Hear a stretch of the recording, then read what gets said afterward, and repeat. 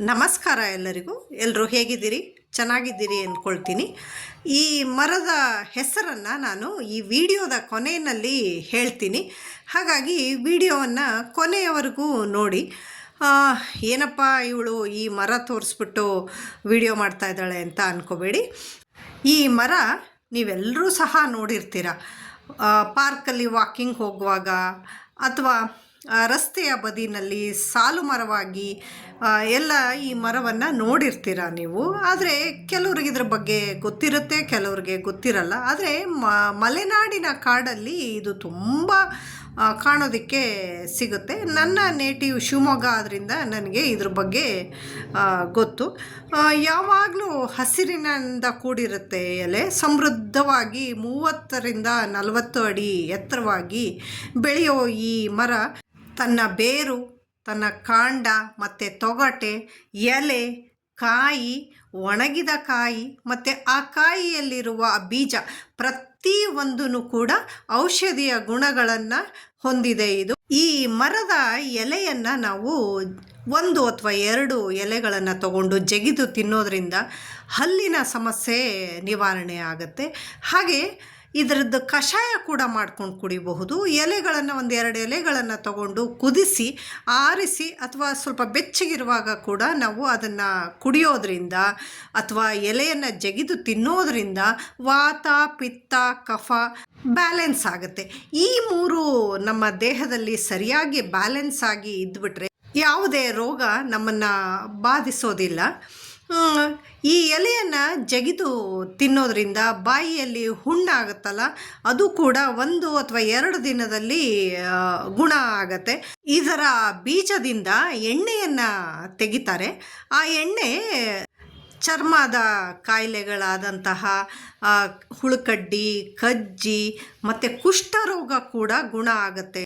ಈ ಎಣ್ಣೆಯನ್ನು ನಮ್ಮ ತಲೆಗೆ ಅಥವಾ ಹಣೆಯ ಭಾಗಕ್ಕೆ ಹಚ್ಚೋದ್ರಿಂದ ಅಥವಾ ಎಲೆಯ ಕಷಾಯ ಮಾಡ್ಕೊಂಡು ಕುಡಿಯೋದ್ರಿಂದ ಮಾನಸಿಕ ರೋಗವಾದ ಡಿಪ್ರೆಷನ್ ಕೂಡ ಗುಣ ಆಗತ್ತೆ. ದೇಹದ ಉಷ್ಣತೆಯನ್ನು ತುಂಬ ಬೇಗ ಇದು ಗುಣಪಡಿಸುತ್ತೆ. ಉರಿ ಮೂತ್ರ ರೋಗ ಅಥವಾ ಬಿಟ್ಟು ಮೂತ್ರ ಬರೋದಕ್ಕೆಲ್ಲ ಇದ್ರ ಕಷಾಯನ ಕುಡಿಯೋದ್ರಿಂದ 21 ದಿನ ಈ ಕಷಾಯನ ಕುಡಿಯೋದ್ರಿಂದ ಉರಿ ಮೂತ್ರ ರೋಗ ತುಂಬ ಬೇಗ ಗುಣ ಆಗತ್ತೆ. ಹಾಗೆ ಈ ಕಷಾಯವನ್ನು ಕುಡಿಯೋದ್ರಿಂದ ಹೆಣ್ಣು ಮಕ್ಕಳಿಗೆ ಮಾಸಿಕ ಋತುಸ್ರಾವದಲ್ಲಿ ಬರುವಂತಹ ಹೊಟ್ಟೆ ನೋವು ಸಾಕಷ್ಟು ಕಮ್ಮಿ ಆಗುತ್ತೆ. ಮತ್ತು ಕೆಲವರಿಗೆ ರಕ್ತಸ್ರಾವ ತುಂಬ ಕಮ್ಮಿ ಇರುತ್ತೆ, ಇನ್ನು ಕೆಲವರಿಗೆ ರಕ್ತಸ್ರಾವ ತುಂಬ ಜಾಸ್ತಿ ಇರುತ್ತೆ. ಅದು ಸಹ ಬ್ಯಾಲೆನ್ಸ್ ಆಗಿಬಿಡುತ್ತೆ. ಮತ್ತು ಕೆಲವರು ಇರ್ರೆಗ್ಯುಲರ್ ಪೀರಿಯಡ್ಸ್ ಇರುತ್ತೆ.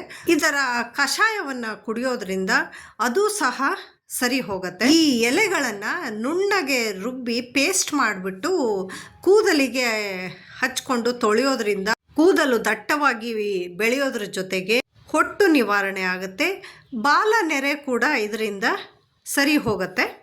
ಇದರ ಎಲೆ ಅಥವಾ ಇದರ ಕಾಯಿಯನ್ನು ಎಣ್ಣೆಯಲ್ಲಿ ಹಾಕಿ ಕುದಿಸಿ ಇಟ್ಕೊಂಡ್ರೆ ಅದು ಚರ್ಮಕ್ಕೆ ಅದನ್ನು ಹಚ್ಚೋದ್ರಿಂದ ಚರ್ಮ ಹೊಳಪನ್ನು ಪಡೆಯುತ್ತೆ. ಚರ್ಮದ ಬಣ್ಣ ತಿಳಿಯಾಗ್ತಾ ಬರುತ್ತೆ.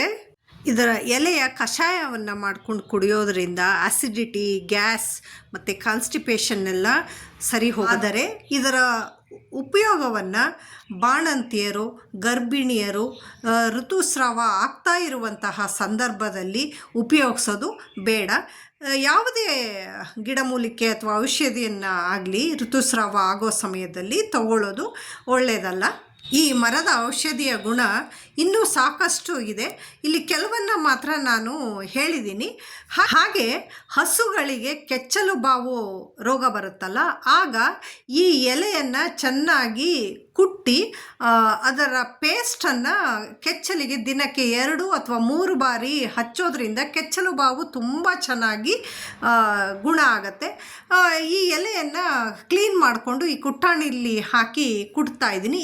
ಈ ಕುಟ್ಟಿರುವಂತಹ ಪೇಸ್ಟನ್ನು ನಾವು ಕಣ್ಣು ಮುಚ್ಕೊಂಡು ಕಣ್ಣಿನ ಮೇಲೆ ಅದನ್ನು 3 ನಿಮಿಷ ಇಟ್ಕೊಳ್ಳೋದ್ರಿಂದ ಕಣ್ಣಿನ ಉರಿ ಮತ್ತು ಕಣ್ಣು ಒಣಗಿರುವಂತೆ ಭಾಸವಾಗುತ್ತಲ್ಲ, ನಾವು ಕಂಪ್ಯೂಟರ್ ನೋಡೋರಿಗೆಲ್ಲ ತುಂಬ ಓದೋರಿಗೆಲ್ಲ ಅದೆಲ್ಲ ಸರಿ ಹೋಗುತ್ತೆ. ಉಷ್ಣಕ್ಕೆ ಕಣ್ಣು ಬಿಸಿ ಬಿಸಿ ಆಗುತ್ತಲ್ಲ, ಅದೆಲ್ಲ ಸರಿ ಹೋಗುತ್ತೆ.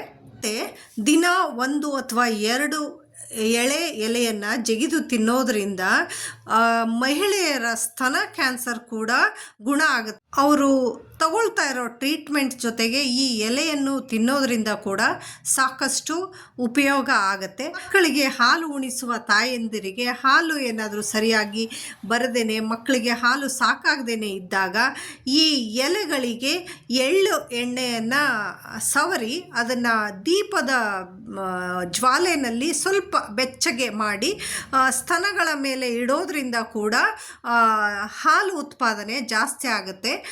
ನಾನಿಲ್ಲಿ ಮಾಡ್ತಾ ಇದ್ದೀನಿ. ಮತ್ತು ಸ್ತನದಲ್ಲಿ ಯಾವುದೇ ಥರನಾದ ಗಂಟು, ಅಂದರೆ ಎಲ್ಲ ಗಂಟುಗಳು ಏನು ಕ್ಯಾನ್ಸರ್ ಆಗಬೇಕು ಅಂತ ಏನಿಲ್ಲ, ಸಿಸ್ಟ್ ಅಂತ ಇರುತ್ತೆ ಕೆಲವು ಸರಿ, ಅದು ಕೂಡ ನಿವಾರಣೆ ಆಗುತ್ತೆ.